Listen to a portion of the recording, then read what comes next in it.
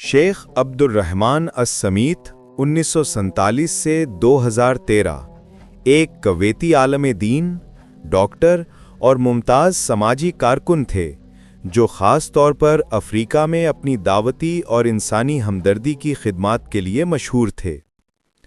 اہم کارنامے: ان کی کوششوں سے 11 ملین سے زائد افراد نے اسلام قبول کیا۔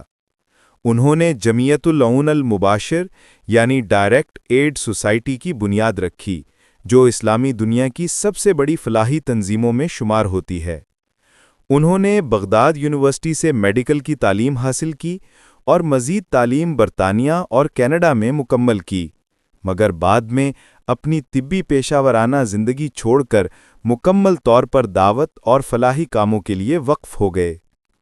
انہوں نے کئی اسلامی ممالک میں مدارس، مساجد، ہسپتال اور یتیم خانے قائم کیے اور ہزاروں کنویں کھدوائے تاکہ پینے کا صاف پانی فراہم کیا جا سکے۔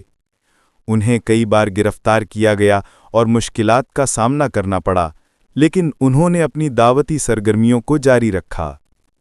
ان کی زندگی پر کئی کتابیں لکھی جا چکی ہیں اور انہوں نے خود بھی اپنے تجربات پر مبنی تحریریں لکھیں۔ وفات: شیخ عبد الرحمن السمیت 15 اگست 2013 کو وفات پا گئے، لیکن ان کے فلاحی اور دینی کاموں کی برکت آج بھی لاکھوں لوگوں تک پہنچ رہی ہے۔